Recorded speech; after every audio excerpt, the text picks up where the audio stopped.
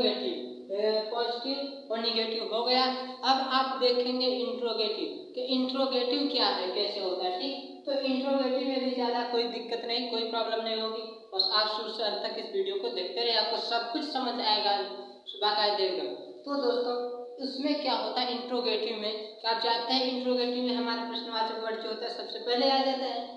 Interrogative में प्रश्नवाचक word जो होते हैं सबसे पहले आ जाते हैं। तो इसमें क्या होगा, जैसे बात वही है, देखिए रहेगा सब कुछ वही, बट होगा क्या, हमारे एग्जाम्पल हो कैसे कि हमारा जो क्वेश्चन वर्ड होते हैं, क्वेश्चन मार्क होते हैं, वो हमारा पहचान बना देता है और वही हमारे सबसे आगे आ जाता है। जैसे मैं आपको एग्जाम्पल देके यदि समझाऊँ बात आपको अच्छे से समझ आएगा, और ऐसे नहीं तो मैं एग्जाम्पल आपको देता हूँ। जैसे मान लीजिए मैं आपको एग्जाम्पल क्या दे दूँ कि कल परीक्षा हो, क्या कल परीक्षा होगी। जैसे मैंने कहा कि क्या कल परीक्षा होगी, क्या कल परीक्षा होगी, मैंने इस चीज को लिखता हूँ, इस वर्ड को लिखता हूँ। ठीक, देखिए क्या कल परीक्षा होगी, ये देखिए जैसे मैंने दोस्तों यहाँ लिखा कि क्या कल परीक्षा होगी, तो इसको हम इंग्लिश में कैसे कन्वर्ट करेंगे। आप देखिए सबसे पहले इसमें प्रश्नवाचक वर्ड ढूंढते हैं। हमारा प्रश्नवाचक वर्ड क्या है कि क्या, तो क्या को हम सबसे पहले लिखेंगे। बट एक बात और आप जानते हैं कि यदि किसी भी वर्ड में हमारा क्या वर्ड जो है सबसे पहले यदि आ जाता है, उस क्या को हम छोड़ देते हैं। तो क्या को हम छोड़ देते हैं और आगे बढ़ेंगे। तो क्या के बाद हम क्या करेंगे, आगे बढ़ेंगे तो हमें हेल्पिंग वर्ब लगाना पड़ेगा।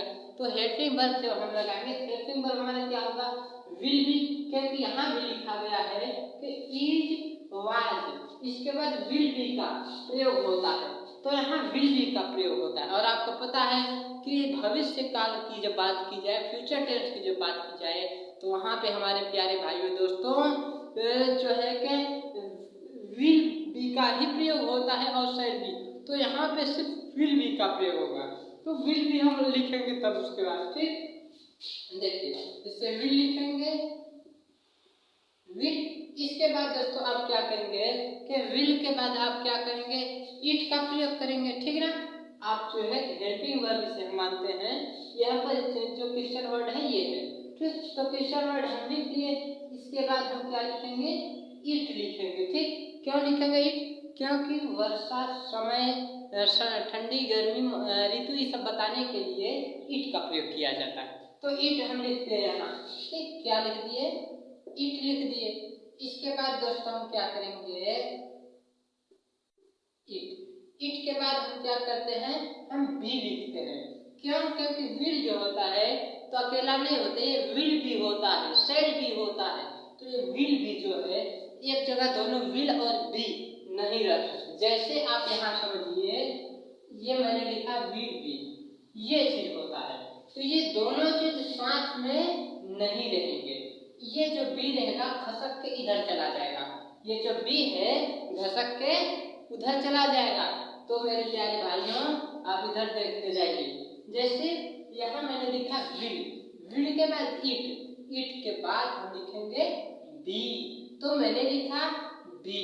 इसके बाद यहाँ क्या है, कल परीक्षा होगी, तो परीक्षा को इंग्लिश में क्या कहा जाता है, एग्जाम। क्या कहा जाता है, एग्जाम, एग्जाम। इसके बाद दोस्तों एग्जाम के बाद क्या होगा, क्या कहा जाए, क्या कल परीक्षा होगी, तो परीक्षा होगी कहिया, कल। तो कल ये कौन सी कल की बात हो रही है, जो कल हमारी बीत गई वो कल, या वो कल जो कि आने वाली है। ठीक, आने वाली है जो कल, उस कल की हम बात यहाँ कर रहे हैं, या जो कल चली गई उस कल की। तो दोस्तों होगी, गागी के जिस भी वाक्य में आए आप जानते हैं कि वो हमारा जो फ्यूचर होता है। ठीक, तो यहाँ हम क्या करेंगे, ये टुमारो लिखेंगे, आने वाला कल। तो आने वाले कल को इंग्लिश हम कहते हैं टुमारो। क्या कहते हैं, टुमारो। ये देखिए हमारे ये होगा tomorrow. Will it B, sorry यहाँ पे क्वेश्चन मार्क। ठीक, ये देखिए जैसे क्या हो गया, will it B exam tomorrow, क्या कल परीक्षा होगा, will it B exam tomorrow, क्या कल परीक्षा होगा।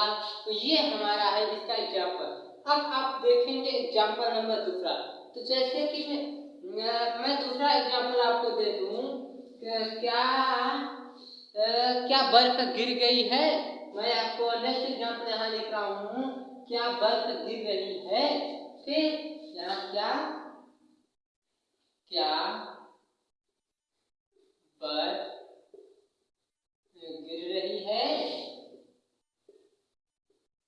ये देखिए मेरे दोस्तों, मैंने यहाँ लिखा क्या बर्फ गिर रही है। इसको भी आप इसी के जैसे सेम टू सेम बनाएंगे। आप देखना क्या जो है सबसे पहले है और क्या हम छोड़ देंगे। क्या को छोड़ देंगे, आगे बढ़ेंगे, और जब आगे बढ़ेंगे तो क्या होगा मेरे दोस्तों, आगे बढ़ेंगे हम इज का प्रयोग करेंगे सबसे पहले। ठीक, इसलिए इज का प्रयोग करेंगे। तो क्या हमारा हेल्पिंग वर्ब है, यानी कि जो क्या हमारा क्वेश्चन वर्ड है। ठीक है, हेल्पिंग वर्ब नहीं क्वेश्चन वर्ड। तो हमारा जो ये क्वेश्चन वर्ड है, तो हमारा जो क्वेश्चन वर्ड हम छोड़ देंगे, तो क्वेश्चन वर्ड के बाद हम हेल्पिंग वर्ब लगाते हैं। तो हेल्पिंग वर्ब हम लगाएंगे यहाँ, हेल्पिंग वर्ब हमारा इज लगेगा। अब आप कहेंगे सर इज कैसे लगेगा, यहाँ क्यों नहीं विल भी लगेगा।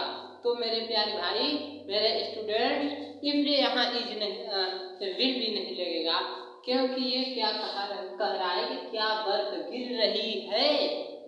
पकड़िए आप बात को कि क्या बर्फ गिर रही है। अभी तुरंत की बात हो रही है मेरे भाइयों।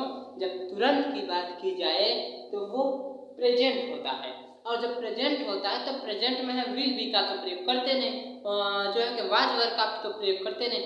हम इसमें किसी का प्रयोग करते हैं, इज एम आर का। तो सिंगुलर है इसलिए इज। ठीक, इज का प्रयोग करेंगे यहाँ। तो इज हम सबसे पहले लिख दिए। इसके बाद मेरे दोस्तों, इज के बाद क्या होगा, इट। इज के बाद हम प्रयोग करेंगे इट का। इट का प्रयोग करेंगे इज के बाद यहाँ। ठीक ना, तो इट। इसके बाद इट के बाद हम क्या लगाएंगे, स्नो। स्नो में क्या होता है, धीरे धीरे, SNOW, स्नो। ठीक, जैसे यहाँ स्नो हम उसको नहीं पढ़ते, नो पढ़ते हैं। ठीक, जैसे यहाँ देखिए,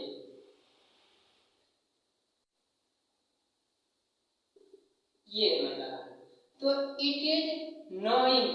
इट इज नोइंग क्या है, इज इट नोइंग क्या है, इट इज नोइंग। ये हमारा जो है फिर पूरा का क्या बर्फ गिर रही है, इज इट नोइंग, क्या इट इज नोइंग।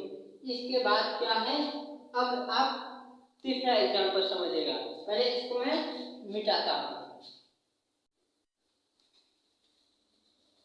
जैसे कि मैं आपको तीसरा एग्जाम्पल दे दूँ, तो क्या दे दूँ, जैसे मैं आपको दूसरा एग्जाम्पल दे रहा हूँ कि क्या अभी सुबह है।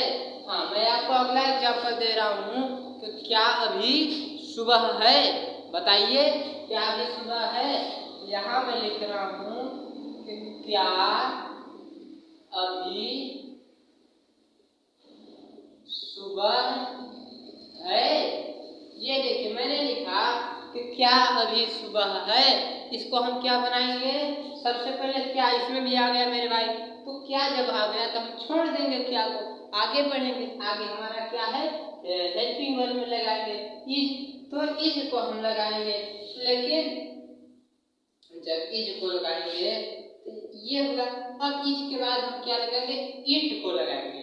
इज के बाद इट को लगाएंगे। इट के बाद हम क्या लगाएंगे, क्या अभी सुबह है। तो सुबह जब इसके बाद, तो सुबह क्या होता है, morning. Morning, is it morning. But कब ये कह रहा है क्या अभी सुबह है, तो अभी तो सुबह है ना, बट अभी। तो अभी को अंग्रेजी में क्या कहते हैं, नाउ। नाउ इज अभी। ये देखिए हमारा ये हो गया, इज इट मॉर्निंग नाउ, क्या अभी सुबह। आप एक लास्ट एग्जांपल देखिएगा। मैं आपको लास्ट एग्जांपल बताने जा रहा हूँ। जैसे मैं आपको बता रहा हूँ कि कल क्या कल ठंड होगी। मैं लिख रहा हूँ कि क्या कल ठंड होगी, यहाँ लिख रहा हूँ, ध्यान दीजिएगा। क्या कल ठंड होगी? ये देखिए, ये पूछ रहा है क्या कल ठंड होगी, यानी आने वाले कल की बात कर रहा है। हम सबसे पहले क्या लगाएंगे? विल। क्या लगाएंगे? विल। इसके बाद मेरे भाई विल के बाद हम लगाएंगे ईट। विल के बाद ईट और ईट के बाद बी और बी के बाद क्या लगाएंगे? जैसे यहाँ है क्या कल ठंड होगी, तो कुड होता है, ठीक, ठंड। इसके बाद कल, तो कल का क्या होता है? टुमारो। ये देखिए, ये जो हमारा रहा दोस्तों, ये हो गया will it be. Will it be cold tomorrow. क्या? Will it be cold tomorrow. क्या कल ठंड होगी? तो दोस्तों ये रहा जो है कि इट का प्रयोग, और मैं उम्मीद करता हूँ, आई होप कि आपको समझ आ गया होगा और जो है कि आपको अच्छा लगा होगा और जो है कि आप सीख गए होंगे। ठीक, तो आज के वीडियो में सिर्फ इतना ही। लेकिन दोस्तों आप कभी हारिएगा मत, क्योंकि इंग्लिश में एक कहा जाता है, if you don't give up, क्या? If you don't give up one can defeat you. If you don't give up one can defeat you. यदि आप अपने से अपने हार नहीं मानते तो आपको कोई हरा नहीं सकता मेरे दोस्तों। यदि आप अपनी हार अपने से नहीं मानेंगे आपको कोई हराने वाला नहीं। ठीक है, तो इसी वीडियो में है जो है कि आपको मैंने बता दिए, ईट के पूरे तीनों बता दिए। ये पॉजिटिव भी बता दिए, नेगेटिव भी बता दिए, इंट्रोगेटिव भी बता दिए, आपको इंट्रोगेटिव भी बता दिए। तो दोस्तों अब चलता हूँ, फिर मिलूंगा आपसे एक नए वीडियो के साथ, एक नए वीडियो में, एक नए क्लास में कल। तब तक के लिए आप सभी मेरे बंधुओं, प्यारे भाइयों, बुजुर्गों से जय हिंद, वंदे मातरम।